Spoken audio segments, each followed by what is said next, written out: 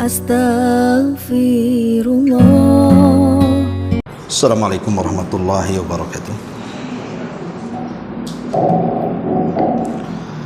Alhamdulillah wassalatu wassalamu ala rasulillah wa ala alihi wa sahbihi wa mawalah wa la hawla wa la quwata illa billahi wa ba'd. Alhamdulillah, segala puja dan puji hanya milik Allah subhanahu wa ta'ala. Salawat dan juga salam kita hadiahkan kepada Rasul kita Nabi besar Muhammad sallallahu alaihi wa ala alihi wasallam. Kita lanjutkan kembali kajian kita, masih membahas Siratul Mustafa alaihi salatu wassalam. Dan kemarin kita sudah membahas tentang kesedihan yang datang silih berganti yang dialami Nabi SAW dengan kematian dua manusia mulia.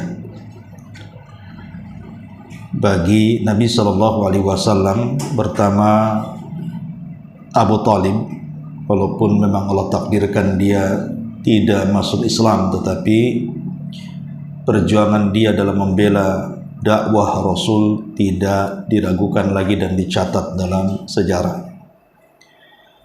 Kemudian kematian Khadijah, yang itu sangat membekas bagi Nabi SAW, sehingga Rasul sangat sedih dengan kesedihan yang mendalam dan tidak bisa dilupakan.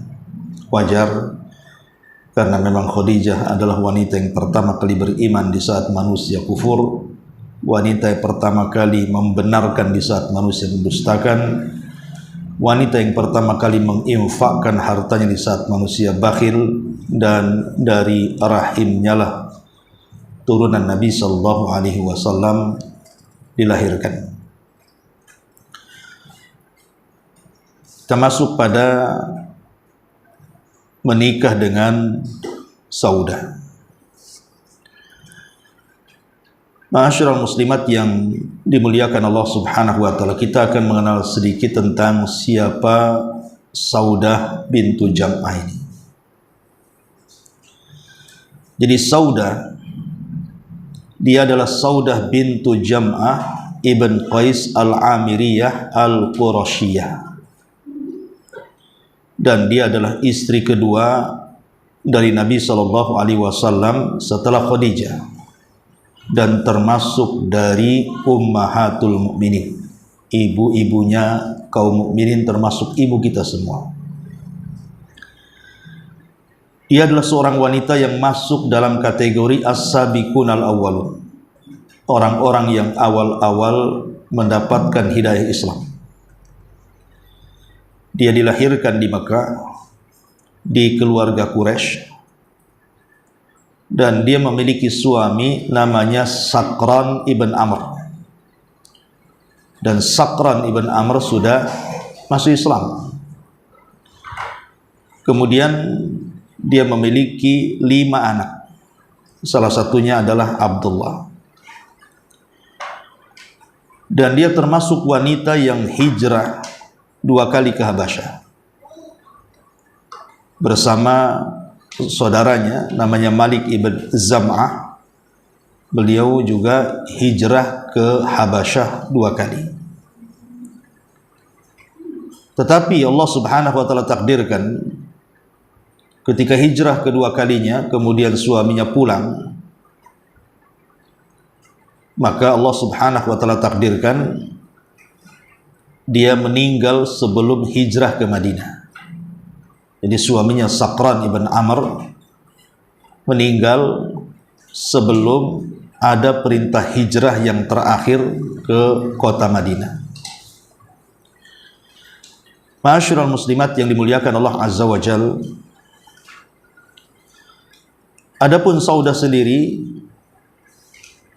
dikenal di dalam sejarah memang wanita yang sangat taat dengan Allah dan keluarganya. Jadi sangat memperhatikan suaminya, kemudian juga anak-anaknya, dan dikenal wanita periang, suka bercanda, itu bahasanya. Ini juga menunjukkan bahwa istri juga harus pandai bercanda dalam keluarga. Ketika suaminya masih hidup, Saudah ini pernah bermimpi. Kemudian setelah dia bermimpi, dia meminta takwil kepada suaminya sebelum wafatnya suami itu. Tiba-tiba kemudian suaminya mentakwilkan aneh, bahwa dirinya akan mati dan Rasul akan menikahimu, katanya. Justru suaminya ngomong begitu, bahwa saya sebentar lagi akan mati, nanti Nabi akan menikahi kamu. Subhanallah, selang beberapa waktu setelah mimpi Saudah kemudian ditakwilkan oleh suaminya, memang akhirnya suaminya meninggal. Tetapi kemudian dia nggak kepikiran apakah memang betul Nabi akan menikahi dia atau tidak, kan ini kan hanya takwil mimpi, bisa iya bisa tidak. Tetapi memang kebetulan ketika suaminya meninggal itu baru saja Nabi pun ditinggal mati oleh istrinya Khadijah bintu Khuwailid, dan itu sangat membekas sangat dalam bagi Rasul. Sehingga ada seorang wanita namanya Haulah bintu Hakim. Haulah bintu Hakim itu wanita yang berakal. Ma'ruf ya kisahnya Haulah bintu Hakim, sedikit saya akan kasih gambaran bagaimana berakalnya Haulah bintu Hakim ini. Sampai-sampai kemudian Allah Subhanahu wa taala turunkan satu surat untuk Haulah ini, namanya surah Mujadilah, tentang hukum dzihar. Jadi satu hari Haulah ini bertengkar dengan suaminya.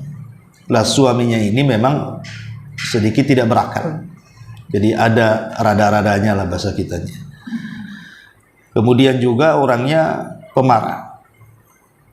Entah kenapa tiba-tiba suaminya mengatakan anti ka dhahri ummi, bahwa engkau itu seperti punggung ibuku, dan bahasa ini bahasa cerai dalam istilah jahiliyah. Jadi kalau seorang suami sudah tidak suka dan hendak menceraikan istrinya, maka orang jahiliyah akan mengatakan pundakmu itu seperti pundak ibuku. Sebagaimana kita tidak seseorang tidak punya hasrat sama ibunya karena itu ibunya, maka begitu juga ketika dia mengatakan kepada istrinya seperti itu, ya seolah-olah udah nggak mau lagi. Ya, makanya istilah itu istilah talak. Akhirnya Haulah bintu Hakim ini datang kepada Rasul meminta supaya jangan bercerai. Tapi Rasul mengatakan, karena itu kan masih belum ada wahyu tentang masalah hukum dzihar, jadi Rasul masih memakai adat istiadat tempatan bahwa kalimat itu kalimat talak. Tapi Haulah tak mau talak. Akhirnya bolak-balik kepada Nabi minta supaya Nabi SAW tidak menceraikan dirinya karena melihat anak-anaknya. Jadi alasan Haulah tidak mau cerai dengan suami itu karena faktor melihat anak-anaknya yang banyak. Yang kedua, kalaupun dia seandainya cerai menikah lagi, belum tentu nanti suaminya sayang dengan anak-anaknya. Karena bagaimanapun tingkat emosional ayah kandung dengan ayah angkat kan beda. Itu yang nggak mau dia. Padahal sebenarnya kalau seandainya kita hitung-hitungan, ya mending cerai saja, karena memang suaminya juga agak sedikit gila kan gitu. Yang kedua pemarah, kasar dan begitu seterusnya. Itu yang kemudian suaminya pun sampai melontarkan kalimat cerai. Tapi wanita yang berakal ini luar biasa Haulah. Dia tetap tak mau. Dia tetap memperjuangkan anak-anaknya. Dia tidak mau bercerai. Tetapi tidak sia-sia kegigihan Haulah bintu Hakim yang terus setiap hari mengadu kepada Nabi SAW, sampai akhirnya satu hari dalam rumah itu ada Aisyah, ada Rasul, ada Haulah. Entah kenapa obrolan Haulah dengan Rasul itu tidak bisa didengar Aisyah, padahal Aisyah itu duduk dekat di situ. Seolah-olah telinganya ditulikan. Rupanya saat itulah kemudian turun surah Al-Mujadilah itu. Turun kepada Haulah bintu Hakim. Ya, tentang seorang wanita yang mengadukan perkaranya kepada nabinya. Turun ayat dzihar, bahwa kalimat engkau seperti punggung ibumu itu adalah kalimat dzihar, bukan talak. Jadi kalau ingin kembali bayar kafarah. Makanya kenapa kemudian para ulama menjadi perselisihan pendapat ketika ada seorang suami atau seorang istri memanggil dengan kalimat umi dan abi. Kan ada tuh biasanya suami bilang umi mau kemana gitu ya, atau istri pula mau ngomong abi mau kemana kan itu. Apakah kalimat umi dan abi ini sama dengan kalimat engkau seperti punggung ibuku? Kan kalimat umi secara bahasa Arab salah kan gitu. Umi itu artinya apa? Ibuku. Sementara dia istrinya. Maksud suami itu maksudnya ibu anak-anaknya kan begitu. Tapi kan disingkat. Ya, kecuali kalau dia jelas, pamannya anaknya Said.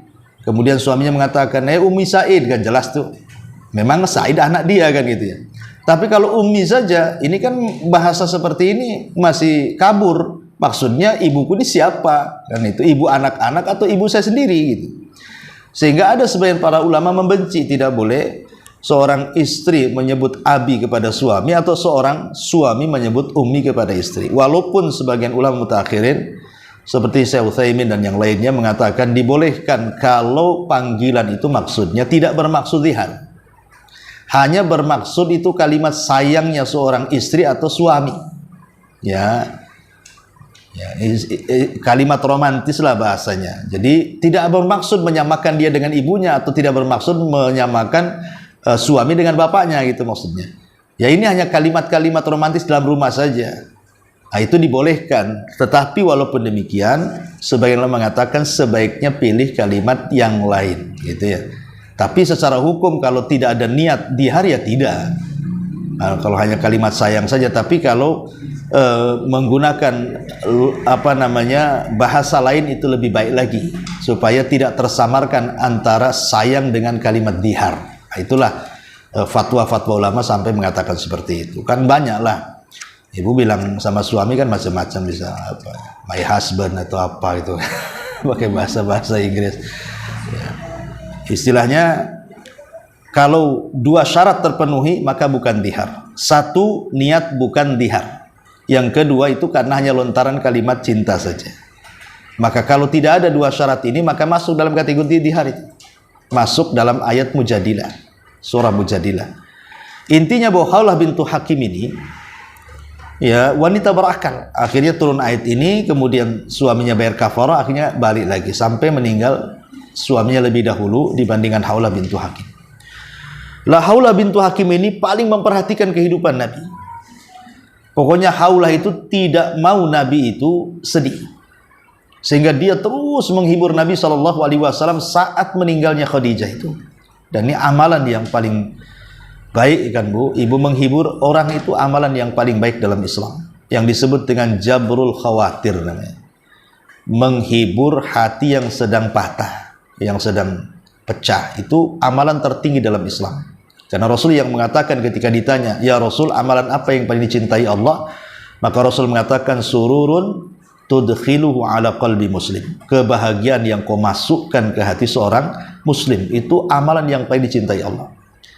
Jadi Khawlah bintu Hakim ini berusaha untuk menempel hati yang sedang retak dari Nabi SAW yang baru saja ditinggal istri tercintanya, sementara dia punya anak banyak. Anak-anaknya masih kecil, anak-anak Rasul. Makanya kemudian Khawlah itu kasihan. Namanya seorang bapak merawat anak-anak kan tidak setelaten seorang ibu merawat anak-anak. Akan beda hasilnya. Ya. Makanya Khawlah bintu Hakim berusaha mendatangi Rasul dan mengatakan, ya Nabi Allah, tidakkah kau mau menikah? Kenapa kau tidak nikah lagi? Ya, dikompori gitu. Kata Rasulullah SAW, tidak bisa. Karena hatiku sudah terpaut dengan Khadijah. Jadi Rasul tidak mau. Belum bisa meninggalkan dalam hatinya itu nama Khadijah itu masih ada sejalan hati. Jadi kalau ditawari nikah pun dia tak mau. Lah disinilah Khawlah bintu Hakim mengingatkan kepada Rasul, kau ini punya anak. Kau ini punya anak. Anakmu itu perlu seorang ibu. Tidak mungkin kau merawat. Di satu sisi kau berdakwah ke sana kemari, tidak akan terawat anak-anakmu. Akhirnya kemudian Rasul mengatakan, baik kalau begitu saya menikah dengan siapa? Maka Khawlah bintu Hakim menawarkan dua wanita, terserah engkau. Kalau engkau mau, ada yang janda, ada juga yang perawan. Maka Rasul mengatakan, baik, siapa yang janda dan siapa yang perawan? Maka kemudian Haulah bintu Hakim mengatakan, adapun perawan adalah putra daripada sahibmu Abu Bakar, ya, putra daripada orang yang kau percaya selama ini, menikahlah dengan dia. Adapun kalau engkau memilih janda, maka ambillah bekas istri Sakran ibn Amr. Dia adalah orang yang paling mencintai dirimu dan agamamu. Dari sini ada faedah. Bagaimana seseorang itu ketika memilihkan pasangan, umpamanya ibu punya anak laki-laki atau perempuan, ya hendak memilihkan pasangan atau ingin menikahlah anaknya supaya ibu cepat dapat cucu atau apa, kasihan takutnya jadi bujang lapu atau jadi gadis lapu kan. Lah ibu mamanya ingin memberikan pasangan kepada anak ibu, maka pakailah bahasa yang digunakan Haulah bintu Hakim. Dia mengatakan kepada Rasul, adapun Saudah, wahai Rasul, dia orang yang paling memperjuangkan agamamu dan yang paling mencintai agamamu. Jadi Saudah, ya Bu Saudah ini bukan mengajari Rasul, tidak. Dia menghabarkan inilah sifat-sifat Saudah seperti ini. Dia suka memperjuangkan agama dan terbukti hijrah. Hijrah itu kan bukan perkara mudah kan itu. 2 kali lagi ke Habasyah. Dan dia cinta dengan agamamu. Jadi pilihlah pasangan itu yang cinta dengan agama, itu maksudnya. Dan itu sebagaimana sabda Nabi Shallallahu Alaihi Wasallam, fadfar biddati din taribat yadak. Ambil yang paling baik agamanya, selamatlah hidupnya. Kata Nabi SAW, idza ja'akum man tardawna dinahu wa khuluquhu fazawijuhu. Kalau datang yang melamar putrimu itu dari segi akhlak dia mantap, dari segi agama dia bagus, nikahkan segera. Kalau tidak akan terjadi fitnah kepada anak-anakmu. Nah dari sini bagaimana Nabi Shallallahu Alaihi Wasallam pun akhirnya menimbang-nimbang soal 2 wanita ini, apakah Aisyah atau Saudah. Di sini penting sebelum kita ini membuat keputusan harus menimbang maslahat dan madaratnya. Atau kalau dua-duanya maslahat pun mana yang lebih tinggi maslahatnya? Ya tentu dibandingkan Aisyah dengan Saudah, ya kalau hari itu yang memang dicari Rasul memang Saudah. Ya walaupun usianya kan sudah tua Saudah itu, jauh di atas Nabi. Ya Saudah itu jauh sekali di atas Nabi usianya. Sementara Aisyah itu jauh juga di bawah Nabi, terlampau jomplang. Ya Aisyah usia 6 tahun. Sementara Saudah itu usianya sudah 50 tahun ke atas.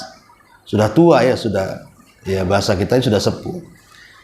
Tetapi kalau kita lihat manfaatnya yang dibutuhkan Rasul itu kan mencari ibu untuk anak-anaknya. Ya kan? Kalau seandainya anak-anaknya, makanya lihat Fatimah itu lebih tua dibandingkan Aisyah. Kalau seandainya Rasul kemudian langsung memilih Aisyah, lemak dengan anaknya lebih tua anaknya 2 tahun. Fatimah kan lebih tua 2 tahun dibandingkan Aisyah kan gitu. Nah, otomatis kan yang pengalaman, apalagi Saudah sendiri sudah punya anak 5 dan biasa mengurus anak. Makanya dengan pertimbangan-pertimbangan ini Nabi Shallallahu Alaihi Wasallam akhirnya memilih Saudah. Tetapi kan lihat Rasul itu cerdas dalam menentukan sebuah permasalahan yang harus diselesaikan. Akhirnya dia pun mengatakan kepada Haulah, kalau begitu engkau saja menghubungkan Saudah denganku. Akhirnya kemudian Haulah bintu Hakim datang kepada Saudah. Kemudian mengatakan, wahai Saudah, suamimu kan sudah meninggal. Kau sudah habis masa idah. Gak mungkin kau hidup sendirian. Lihat anak-anakmu. Anak-anakmu banyak. Ya. Tidakkah kau menikah? Katanya Haulah bintu Hakim. Kata Saudah, saya menikah dengan siapa? Wanita tua seperti saya harus menikah dengan siapa? Tiba-tiba dikejutkan dengan nama Nabi Shallallahu Alaihi Wasallam. Kata Haulah, menikahlah dengan Nabi. Menikahlah dengan Nabi Shallallahu Alaihi Wasallam. Tentu kaget dia. Apa mau Nabi dengan saya? Katanya. Ya dia merasa tahu diri kan itu ya. Apa mau Nabi? Aku banyak. Kalau seandainya saya menikah dengan Nabi, apa enggak kasihan Nabi akhirnya direcokin dengan anak-anak saya?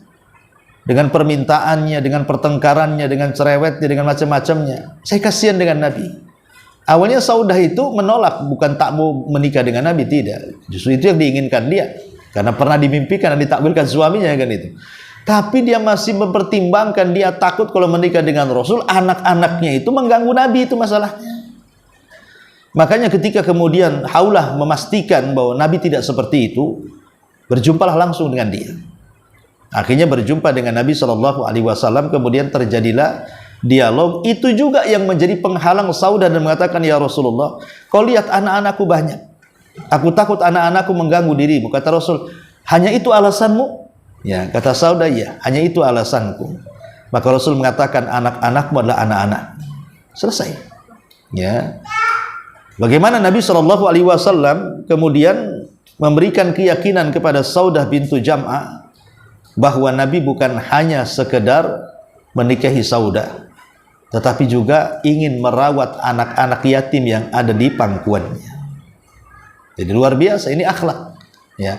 Yang kedua, Nabi SAW juga ingin membahagiakan Saudah, karena bagaimanapun dia umatnya, dia pengikutnya.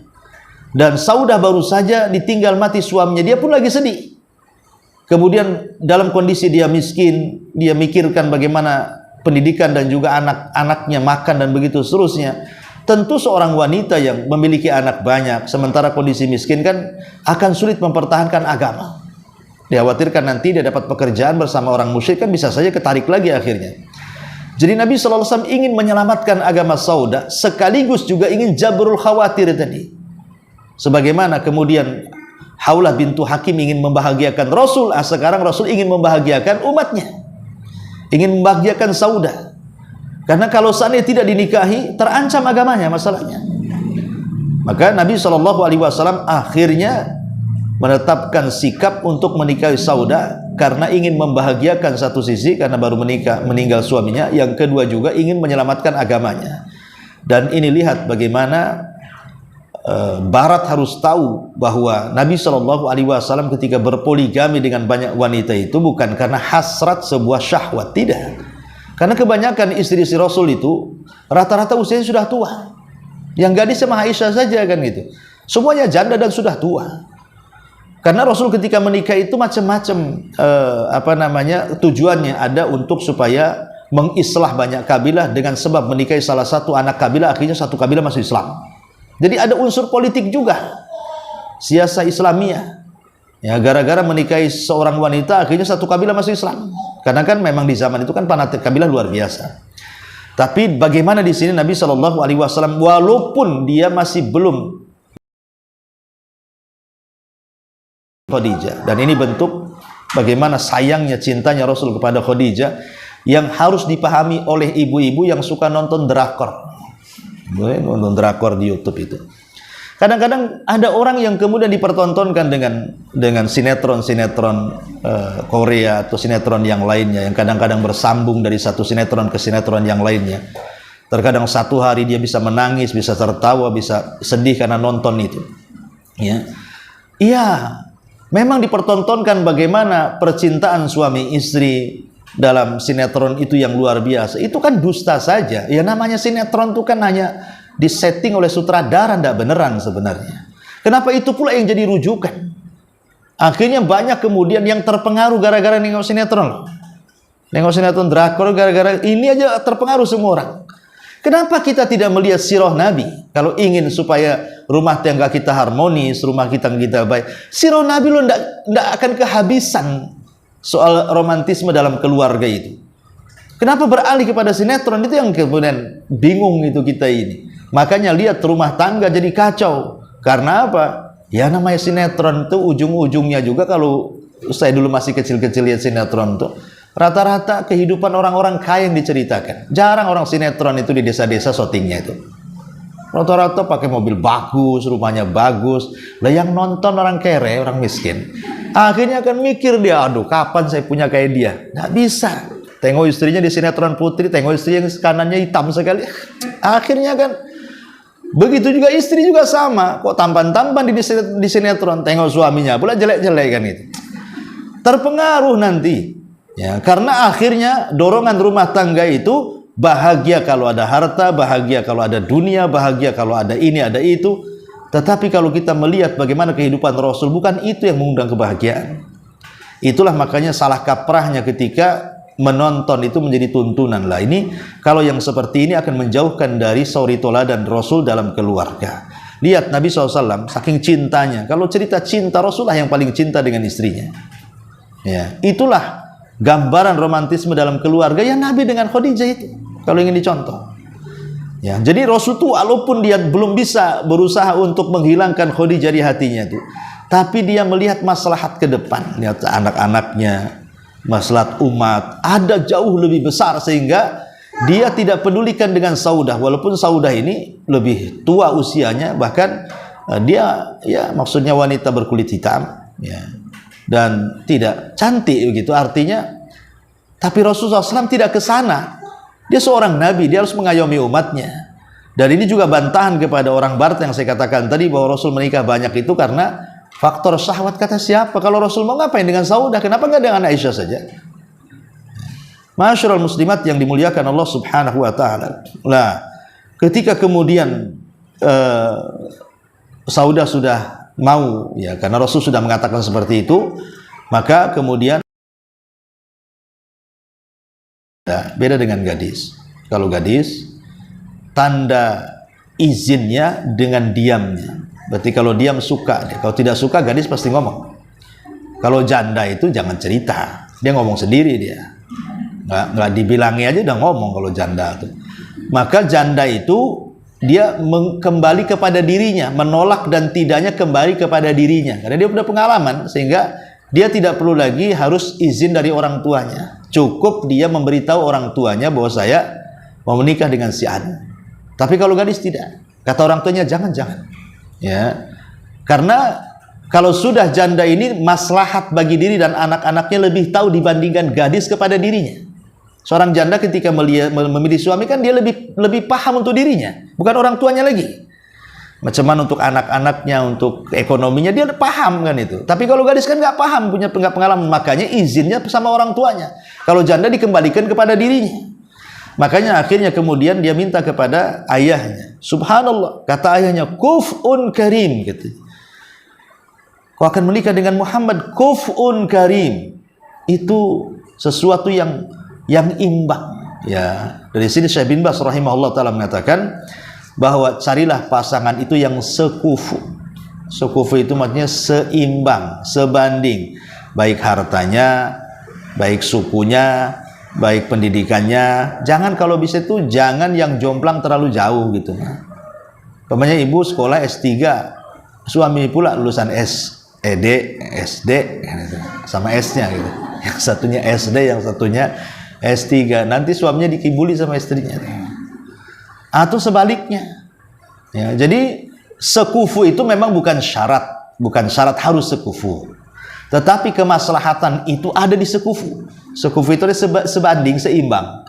Ya, kalau sama-sama SMA, lulusan SMA, sama-sama SMP, sama-sama SD, kekayaannya kurang lebih saja, ya, pekerjaannya kurang lebih saja, kecantikannya kurang lebih saja, sama ketampannya. Jadi cari yang sekufu. Itu maksudnya. Makanya kemudian ayahnya Saudah bintu Jam mengatakan kuf'un karim. Engkau dari keluarga terhormat, dia juga dari keluarga terhormat. Menikah dengan dia. Jadi izin, tapi masalahnya abangnya Saudah ini masih kafir. Tapi setelah dia masuk Islam dia menyesal. Ketika dia mengatakan awal Saudah tahu menikah dengan Rasul, dia mengatakan kalau setelah masuk Islam dia mengatakan kalau aku tahu katanya tentang siapa Nabi SAW yang menikah dengan adikku, tentu aku akan melempar pasir di atas kepalaku, saking menyesalnya. Ya, setelah masuk Islam baru menyesal. Ketika kafir kan dia menghalang-halangi. Tapi yang jelas bahwa akhirnya Saudah pun menikah dengan Nabi SAW. Kemudian selang beberapa waktu, akhirnya setelah menikah dengan Saudah, maka Rasul SAW kemudian menikah dengan Aisyah. Disinilah tampak bagaimana Saudah wanita yang sangat berakal, wanita yang tahu memposisikan diri dalam keluarga. Karena ketika itu Saudah sudah terpikir nih, ya Rasul sudah punya Aisyah, ya, sementara dia wanita yang sudah tua, sudah menopause, sudah tidak bergairah lagi, sudah tenaga pun sudah tidak kuat lagi untuk membantu kehidupan Rasul. Akhirnya Saudah karena takut diceraikan, ya, takut diceraikan, dia datang kepada Rasul, kepada suaminya dan mengatakan, ya Rasulullah, jangan, sudah tua seperti ini, aku ingin tetap menjadi istrimu di dunia dan di akhirat. Jadikan aku sebagai imbalanku, hai Rasul, maka aku serahkan malam giliranku untuk Aisyah. Jadi Saudah justru mengalah. menyerahkan malam gilirannya untuk Aisyah radhiyallahu anha karena sudah merasa tidak bisa melayani Nabi. Ya. Dari sini ada faedah kata para ulama tentang bolehnya as-sulhu, perdamaian. Jadi boleh seorang istri dan suami kalau sedang bertengkar melakukan perdamaian kemudian dengan menggugurkan hak itu boleh. Umpamanya suami mau menceraikan istrinya, istrinya masih cinta dengan suaminya. Supaya jangan bercerai dia datang, tolonglah jangan ceraikan saya. Nggak apa-apa, abang tidak menafkahi saya 1 tahun nggak apa-apa, tapi tahun depan mulai. Gugurkan hak itu nggak apa-apa. Yang penting kembali gitu maksudnya. Dan Allah mengatakan wasulhu khair. Perdamaian itu sebuah kebaikan. Ya, kadang nanti terkadang pula gitu yang tadinya suami benci akhirnya dengan istrinya mengalah dan siap untuk tidak dinafkahi walaupun 1 tahun umpamanya. Nanti suami boleh jadi mungkin dia lebih cinta lagi. Kita tidak tahu. Itu kan rahasia Allah di situ. Tapi perdamaian dalam keluarga dengan menggugurkan sebuah kewajiban itu dibolehkan. Dibolehkan. Umpamanya istri mengatakan kepada suami, boleh bang, abang balikan dengan saya. Tapi tolong 2 kali lipat ya bulanannya. Nah, jangan ngasih 1 juta, saya minta 3 juta per bulan. Kalau sanggup saya balik. Kata abangnya, oh dasar wanita materialistis. Ya kalau mau kan itu. Kalau enggak ya sudah, cari yang lain sana. Nah, akhirnya terpikir karena juga suaminya kasihan dengan anak-anaknya. Ya udahlah balikan apa-apa. Toh juga untuk istri juga umpamanya kan. Jadi boleh seseorang suami dan istri mengadakan perdamaian itu dengan cara apa? Supaya kembali dengan menggugurkan kewajiban itu dibolehkan dalam Islam. Dan tidak berdosa suami karena masuk dalam syarat perjanjian. Kan istri yang ngomong, udah setahun ini abang nggak usah kasih saya jatah atau nggak usah kasih saya nafkah. Ya selama setahun kalau memang suami nggak ngasih nggak berdosa karena masuk dalam perjanjian. Karena intinya bukan masalah ngasihnya tapi intinya kembalinya hubungan suami istri itu sebenarnya. Itu disebut wasulhu khairun dalam Quran. Lah itu yang dilakukan Saudah kepada Nabi SAW. Dia minta jangan diceraikan dengan imbalan bahwa giliran malam dia diberikan kepada Aisyah. Padahal sebenarnya giliran malam itu kan itu sebuah kewajiban bagi seorang suami. Ya, tetapi digugurkan oleh Saudah demi kembalinya beliau tetap menjadi istri Rasul di dunia dan di akhirat. Maka diterima oleh Nabi SAW. Dan walaupun demikian Saudah ini luar biasa, sangat merawat anak-anak Rasul selain anak-anak dia juga kan itu. Dan wanita berakal. Dia suka membuat tertawa Rasul Shallallahu Alaihi Wasallam di dalam rumah. Ya tahulah suaminya sedih ketika Khadijah, tapi dihibur. Yang suka menghibur Rasul itu adalah Saudah. Memang suka guyonan bahasa kitanya ya. Jadi ini juga pelajaran bagi istri. Ya harus pandailah menghibur suaminya. Kadang suami penat dari pagi kerja gitu kan. Pulang ke rumah itu punya hiburan. Ya. Kalau punya anak kecil biasanya enak. Punya anak masih bayi, masih 2-3 tahun, biasanya kalau suami tengok anak penatnya hilang. Ya, penatnya Bali kalau melihat ibu tuh biasanya. Payah ini setoran gitu. Intinya bahwa Saudah adalah wanita yang cerdas, cerdik, pandai menghibur Rasul dan sangat memperjuangkan agama Nabi SAW sampai akhirnya kemudian beliau pun ada yang mengatakan Saudah ini meninggal di Madinah Al-Munawwarah di bulan Syawal ketika kekhilafahan rahimahullahu taala radhiyallahu an.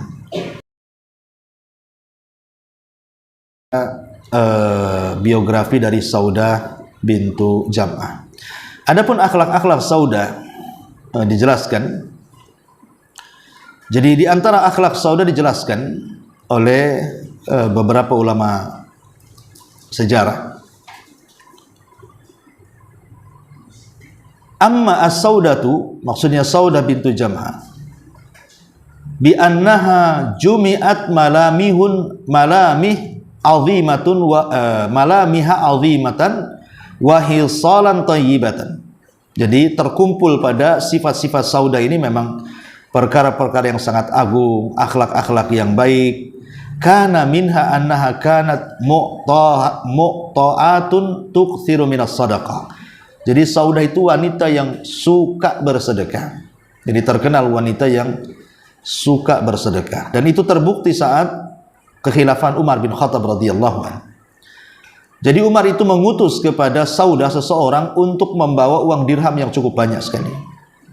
Ya, karena sebagai istri Nabi, Ummul Mukminin, Umar menghormati Saudah, jadi membagi-bagi harta kepada istri-istri Nabi, salah satunya Saudah. Ya, banyak dikasih harta oleh Umar bin Khattab radhiyallahu anhu. Tapi apa yang terjadi? Fafarraqatha bainal masakin. Semua yang diberikan Umar bin Khattab tidak tersisa dalam rumahnya kecuali diberikan kepada fakir miskin. Semua tidak tersisa. Apapun yang diberikan oleh Umar maka langsung disedekahkan. Dia tidak mau ada satu harta sedekah tersisa di rumahnya. Ya, maksudnya hadiah, bukan sedekah, karena keluarga Nabi tidak memakan sedekah. Jadi Umar memberikan hadiah besar kepada Saudah, tapi oleh Saudah kemudian disedekahkan sampai tidak tersisa di dalam rumahnya. Kemudian juga tadi yang sudah saya ceritakan, waqad wahabat radhiyallahu anha yaumaha li Aisyah. Beliau sudah menghibahkan malamnya kepada Aisyah, dan itu disebutkan dalam Sahih Muslim. Dijelaskan lamma kabirat, ketika Saudah sudah tua, ja'alat yaumaha min Rasulillah li Aisyah, maka dia memberikan malamnya kepada Rasul untuk Aisyah Ummul Mukminin radhiyallahu anha.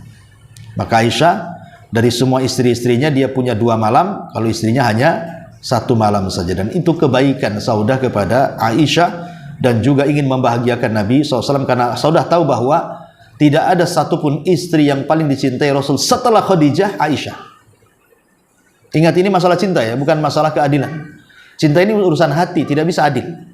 Ya, tetapi kalau masalah nafkah itu harus adil. Tapi kalau masalah cinta ini masalah hati. Rasul aja tidak adil. Ya, jadi Rasul lebih mencintai Aisyah dibandingkan istri yang lain, sampai kemudian satu hari mereka mengirim kepada Fatimah, bilanglah, karena begini, Rasul itu kalau ada di rumah Aisyah banyak sahabat yang ngasih hadiah, tapi kalau Rasul di rumah istri-istri yang lain tak ada pula sahabat ngasih hadiah. Jadi istri-istri yang lain cemburu, kan itu. Kok yang disalahkan Nabi? Harusnya kan sahabat yang disalahkan, kan itu ya. Kan sahabat sendiri yang memilih. Kenapa sahabat memilih ngasih hadiah ketika Rasul di rumah Aisyah coba? Karena biasanya kalau seorang suami dia bersama istri yang dicintainya, itu kan akan lebih tenang dibandingkan istri yang tidak dicintainya, kan itu. Namanya berpoligami lah. Nah, ada suami punya istri 4, tapi yang paling dicintai itu yang 1. Otomatis ketika di rumah dia kan lebih tenang, kan, lebih bahagia dibandingkan istri yang lainnya, kan itu. Walaupun secara fisik ya sama keadilannya. Makanya sahabat tahu kapan Rasul senang, kapan Rasul tidak senang. Rasul itu kalau di rumah Aisyah sangat senang sekali, makanya saat senang itulah mereka kasih hadiah. Tapi masalahnya memancing kecemburuan istri-istri yang lainnya. Diutuslah Fatimah, bilanglah Fatimah sama ayahmu itu, janganlah kemudian seperti itu. Istrinya kan banyak, bukan Aisyah saja, kan itu. Kasih tahu loh kalau Rasul dari rumah yang lain tuh kasih hadiah juga lah sahabat-sahabat tuh, gitu. Jadi Fatimah datang kepada Rasul menyampaikan unek-unek istri-istrinya. Awalnya sebelum Fatimah dulu, baru kemudian Ummu Salamah ya. Fatimah dulu, kemudian kata Rasul, wahai Fatimah, aku sudah tahu apa yang kau katakan. Tapi begini, apakah kau mencintai ayahmu? Maka Fatimah, ya jelaslah, masa ayahku tidak saya cintai. Kalau gitu cintai wanita yang dicintai ayahmu, selesai katanya. Lah Rasul cinta Aisyah, cintai juga Aisyah. Kenapa? Nah biarin aja udah, mereka ngomong apa biarin aja. Ya seolah-olah Rasul mengatakan biarin saja. Tetapi yang menohok istri-istri Rasul itu apa? Jawab yang lainnya. Tidak ada satupun kamar dari semua istri-istriku yang selalu wahyu turun di situ.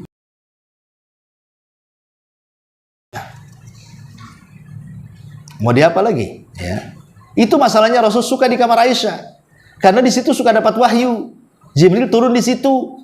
Nah, di kamar-kamar lain yang lain tak ada, kan gitu. Ya wajar, akhirnya Rasul lebih suka di rumah Aisyah karena memang selalu turun wahyu di situ. Itu tidak terbantahkan itu. Walaupun kemudian mereka minta Ummu Salamah pun tetap saja. Ya, artinya bahwa dari segi kecintaan tidak bisa lah. Tapi Rasul kalau dari segi keadilan nafkah yang lainnya, Rasul orang manusia paling adil. Tapi khusus kecintaan tidak bisa. Ya. Jadi Aisyah radhiyallahu anha lah wanita yang dicintai Nabi SAW, sehingga kemudian Ketika dia dapat 2 giliran, Saudah tahu ini Aisyah paling orang yang paling dicintai, makanya dia tidak memberikan malamnya ke istri yang lainnya, tapi difokuskan kepada Aisyah. Alasannya itulah yang bisa membahagiakan Nabi. Dia akan lebih senang, lebih tenang ketika dia berada di orang yang dicintainya. Makanya dia ingin membahagiakan suaminya dengan cara apa? Ngasih dia malam itu untuk Rasul. Ini giliranku, kasih Aisyah. Nah, ini kan luar biasa. Sekarang kalau poligami mana ada? Kalau bisa seterusnya di rumah saya bang, nggak usah balik-balik katanya. Jadi intinya bahwa itu diantara akhlak yang menonjol dari Saudah bintu Jam'ah. Belum lagi yang kecerdasan dia, perjuangan dia dalam Islam jangan ditanyakan. Karena dengan hijrahnya dia ke Habasyah saja kita sudah tahu ketangguhan imannya si Saudah bintu Jam'ah ini. Karena tidak semua yang sanggup hijrah.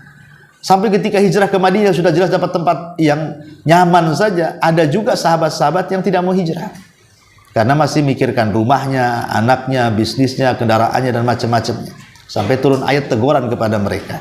Ya. Wallahu a'lam, ini diantara kisah Saudah bintu Jam'ah radhiyallahu anha. Ya.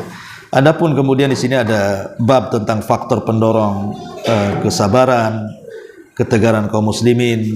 Ini banyak sekali, ya, ada sekitar 5 poin tentang sebab-sebab kenapa Rasul dan para sahabatnya kok bisa sabar, kok bisa dia istiqomah gitu ya.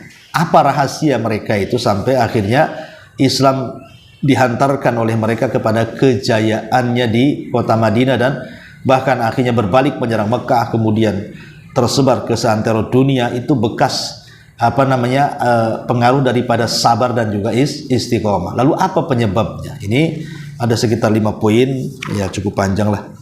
Insya Allah nanti kita lanjut ataupun 6 poin kalau nggak salah ya. Ya nanti kita akan baca minggu depan. Baik, sampai di sini kita tutup. Sebelum saya tutup, kalau ada yang bertanya silakan.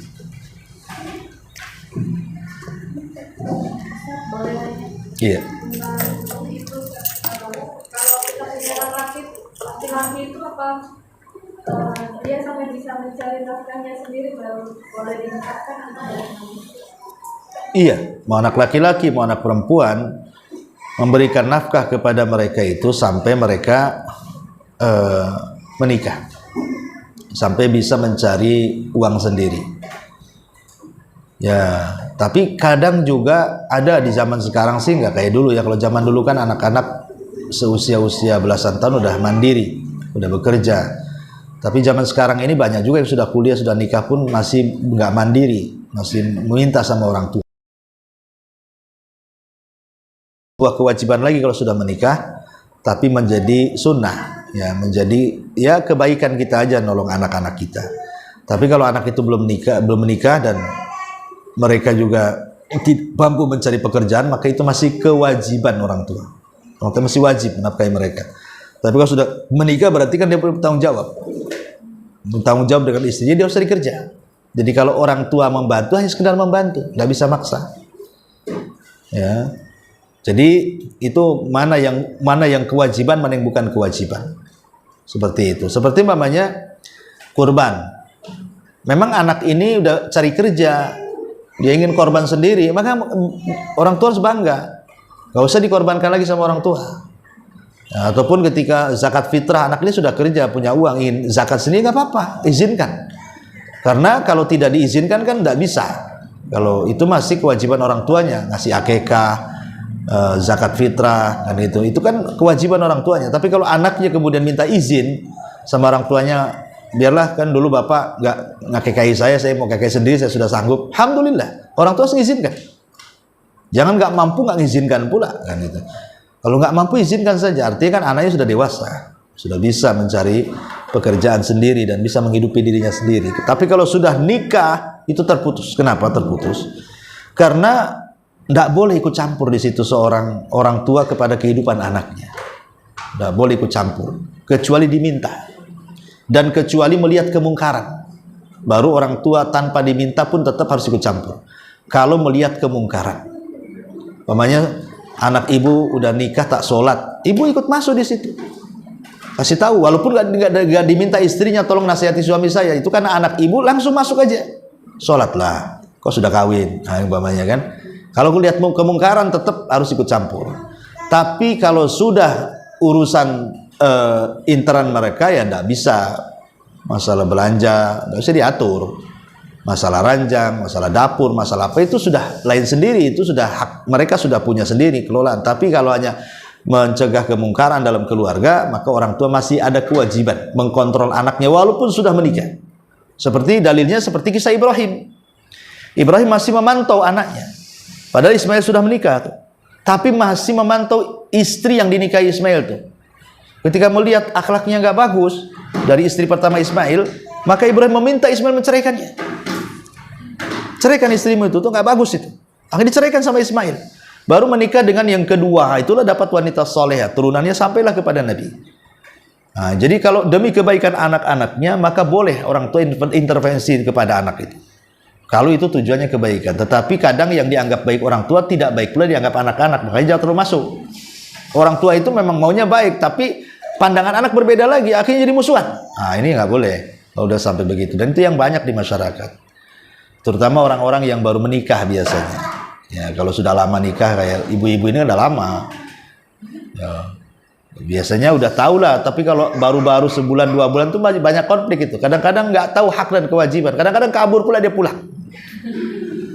Iya, kalau masih baru kan gitu kejadiannya. Tengkat-tengkat sedikit pulang dia. Tas suaminya pulang ke rumahnya, istrinya pulang ke rumahnya kan itu. Sekarang pacaran jadinya. Jadi disinilah kadang-kadang peran orang tua ketika yang baru-baru nikah ini penting, peran orang tua itu. Kalau sudah lama, sudah jadul ya udahlah, sama-sama udah tua kan, nggak perlu diarahkan lagi kan itu. Iya. Wallahu a'lam. Gimana? Kalau anak laki-laki juga seperti itu, orang tua harus berperan masalah ketika dia sudah menikah, masih berkewajiban untuk mengingatkan. Harus, kalau mengingatkan sampai tua pun diingatkan. Kalau masalah agama lah ya, masalah agama, bukan masalah urusan rumah tangga. Kalau urusan rumah tangga jangan masuk kita di situ. Kalau masalah agama, masalah kemungkaran yang di depan kita, anak kita kok dia kasar dengan istrinya, jangan-jangan salah didik saya pula sama anak saya kan itu. Nah, itu wajib mengingkari kemungkaran. Mengingkari kemungkaran kan apabila kita melihat. Jangan mengingkari kemungkaran yang tidak dilihat. Karena hadisnya man ro'ah. Mendengar bisa fitnah masalahnya. Anak begini. Langsung ibu action, nggak bisa. Karena baru mendengar kan. Mendengar bisa fitnah, bisa ya bisa tidak mendengar itu. Makanya hadisnya melihat dengan kedua mata, melihatnya dengan kedua mata. Ya, nampak ada kemungkaran di depan mata, itu diingkari. Ya, tapi kalau baru mendengar nggak bisa, itu namanya tabayun. Harus ada tabayun. Betul tak ceritanya, betul tak beritanya, betul tak begini begitunya. Jadi harus betul-betul. Baru kemudian action. Nah, tapi kalau sudah melihat di depan mata kita biarkan, ya salah kita. Ya. Jangankan kepada anak kita, sama orang, sama tetangga saja harusnya seperti itu. Tapi kan ada tahapannya mengingkari orang lain kan. Tentu mengingkari anak lebih senang daripada mengingkari tetangga. Karena anak sendiri kan enak negor ya. Kalau tetangga kan nanti musuhan dan macam-macam. Tapi secara nas kalau melihat kemungkaran harus diingkari. Tetapi kan selemah-lemahnya iman minimalnya diingkari dengan hati. Ya kalau bisa ya dengan penguasa ya lapor RT. RT ini tetangga sebelah ini gendang-gendung nggak jelas, jam 1 masih dangdutan masuk ke rumah saya kan itu. Minta pakai tenaga penguasa, PRT.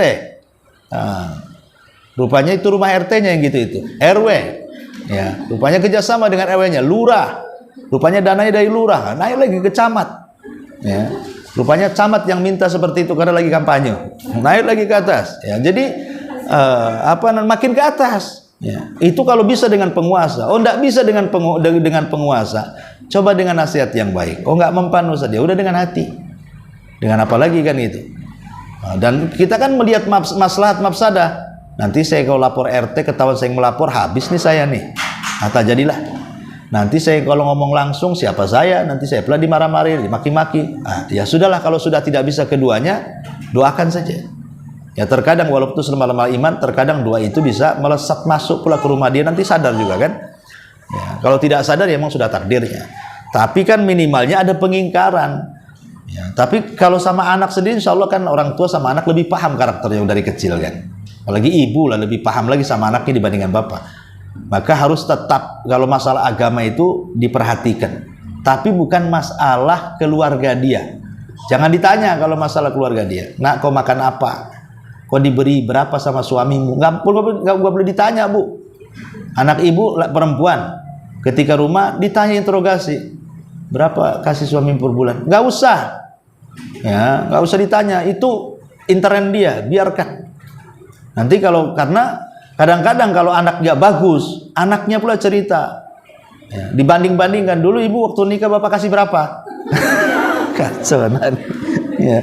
Nah, ini jangan sampai kayak gitu juga. Nah kalau gini ibu nggak usah, ya, nggak usah tahu. Ibumu lebih kecil daripada kamu, umpamanya apalah dikibulin anaknya, biar dia harmonis dengan suaminya. Wallahu alam. Ini diantara juga ada lagi. Iya. Ini pertanyaan teman Ustaz. Qadarullah itu anaknya sudah menikah, sudah 2 tahun, sudah punya anak lagi. Orang tuanya ini berada, sedangkan anaknya ini kekurangan lah istilahnya. Dari menantunya yang perempuan, kan anaknya laki-laki nih. Jadi menantunya perempuan itu menuntut nafkah ke keluarga suaminya jadi Ustaz. Nggak berhak. Jadi ibunya ini agak Jadi tujuannya memang dunia nanti pernikahannya. Jadi barometer keluarga senang atau tidak senang itu masalah dunia. Nanti kalau lama-lama kayak gini nggak dituruti bisa cerai itu. Berarti kan bukan masalah-masalah agama yang dikejar di situ. Ya, nah, itu sudah nggak bagus niatnya kan, dan nggak boleh juga mertua ikut-ikut campur urusan anaknya kan itu. Tapi ya kalau orang tuanya berada, dia menolong itu bukan karena orang tua mertua besannya gitu yang menuntut, bukan itu. Tapi memang saya ingin menolong anak saya, nggak apa-apa gitu. Bukan karena tuntutan besan. Ini anak saya, ya dari kecil saya rawat dia makan layak, tempat tinggal layak. Masa setelah nikah kayak gini, ya saya bantu. Tapi bukan karena desakan si besan, tidak. Kalau desakan di si besan, ini apa rumah tangga ini? Coba loh. Ya, jadi kalau membantu. Tapi kalau nggak membantu pun ada masalah, dia tanggung jawab sendiri kok. Kenapa? Karena Allah sudah tanggung rizkinya. Nanti dia akan cari, karena biasanya rizkinya itu ada, cuman karena dia pemalas belum diambil, tidak mencari sebab, akhirnya hanya menadahkan tangan dari orang tuanya. Jadi ada orang tua itu yang sengaja memang mendidik anaknya untuk mandiri. Dulu saya lebih susah dari kamu nak kan itu. Nah, biarkan anaknya dia mandiri. Nah, tapi ada juga orang tua yang nggak tahan, kasihanan, akhirnya ditolong juga. Ya tidak ada masalah sebenarnya, itu kan itu hak dia. Tapi kalau umpamanya tuntutan besan untuk nolong, itu bukan kewajiban kita sebagai orang tua. Karena ini mereka sudah berdua menikah, biarkanlah mereka cari kehidupannya sendiri. Nggak bisa diintervensi kayak gitu. Berarti memang tujuan dari awalnya sudah nggak bagus. Ya, nah itu nikah sama si Anu itu anak orang kaya, disangkanya jadi warisan kekayaan, ya rupanya anak angkatnya dia kan, repot juga. Ada yang seperti itu. Ya, jadi teman saya jadi serba mau punya usaha. bukan kewajiban kasih tahu, bukan kewajiban dia untuk menafkahi karena tuntutan besan. Kalau membantu, bantu saja lillah, karena itu anaknya, supaya jangan sampai kemudian mengemis di tengah jalan, itu saja. Ya, kalau masih bisa bekerja dengan keringat, alhamdulillah. Kalau memang sama sekali tidak punya skill, ya mau diapakan lagi, kita takut dia jadi peminta-minta, itu saja. Nanti kan bagaimanapun dia punya anak, cucu dia juga. Masih ada turunannya ke bawahnya lagi. Makanya kenapa Allah mengatakan waliyahsyal ladzina law tarakuna min khalfihim dzurriyyatan di'afan khafu alaihim. Hendaklah takut orang tua itu meninggal dan tidak meninggalkan harta kepada anak-anaknya, karena dikhawatirkan akhirnya mereka meminta-minta.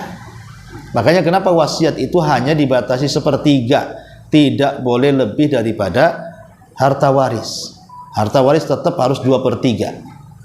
Harta wasiat hanya 1/3 saja, itu paling banyak. Kalau bisa di bawah itu. Tapi kalau maksimalnya, kalaupun harus ngasih banyak, ya sampai 1/3 dari harta saja. Karena tidak boleh mendolimi ahli waris. Pokoknya begini, saya punya anak 5, yang 1 anak angkat, yang anak angkat baik pula sama saya, ya, karena dia yang merawat saya sampai akhirnya sampai tua. Anak-anak saya nakal semua umpamanya, ini anak angkat pula baik. Udah saya wasiatkan, nak, karena anak-anakku sudah kurang ajar, nih rumah untukmu. Boleh ndak boleh? Ya, karena kebaikan anak angkat kepada orang tua angkat itu nanti dibalas di sorga, bukan dibalas di dunia. Dan salah orang tuanya mengatakan, ini karena anak-anak saya kurang ajar, nih rumah ini untuk kamu. Wasiat seperti ini batil. Tidak bisa. Kalau orang tuanya betul meninggal, anak itu berhak menuntut rumahnya. Dan kalaupun nanti dia mendapatkan wasiat dari orang tuanya, hanya sepertiga rumah saja, 2/3-nya untuk ahli waris. Karena ada anak angkat ingin menguasai, siapa Anda kan itu? Anda nggak ada hubungan dengan ahli waris. Anda diangkat aja udah untung, dibesarkan, dapat dari kecil. Kalau dilempar ke tong sampah, udah mati mungkin. Nah, jadi dia harus bersyukur juga anak angkat dibesarkan itu udah bersyukur dia bisa hidup. Tapi melonjak pula dia melebihi anak kandung. Nah, kan ada yang anak angkat yang kurang ajar itu. Jadi kalau dia tahu anak angkat dapat wasiat, kalau tidak dapat wasiatnya nggak dapat waris sama sekali. Dia menuntut, mana hak saya? Kamu anak angkat mana tahu? Mana bisa nggak bisa anak angkat dapat waris? Dia dapat warisan itu karena wasiat saja. Atau semasa hidupnya karena hadiah. Atau kalau menjelang kematiannya disebut wasiat. Wasiat tidak boleh daripada sepertiga. Seperti kisah Abi Sufyan. Abdurrahman ibn Auf. Abdurrahman ibn Auf ini ketika sakit parah, dia waktu itu anaknya baru 1 perempuan. Hartanya melimpah, banyak hartanya, ya, triliunan kalau sekarang ini. Jadi dia sakit parah, disangka mau mati. Kemudian Rasul mendatangi, kata Abdurrahman, ya Rasul, kayaknya hidupku tidak lama lagi. Maka saya ingin menginfakkan semua kekayaanku untukmu. Gunakan di jalan Allah. Kata Rasul, tidak boleh. Bagaimana kalau separuh? Nggak boleh. Bagaimana kalau sepertiga? Cukup sepertiga. Sepertiga udah banyak, kata Rasul. Ya, kenapa? Walaupun istilahnya dia punya anak 1 gadis, tetapi tetap saja kalau sudah wasiat itu, kata Rasul, sepertiga udah banyak. Lebihnya kasihkan ahli warismu. Tahu-tahu sembuh lagi tak jadi mati. Abdurrahman akhirnya menikah lagi, banyak anaknya. Tapi kekayaannya pun melimpah tuh. Ketika dia meninggal semua dapat warisan banyak. Ya, istri-istrinya Abdurrahman bin Auf. Ya, wallahu a'lam.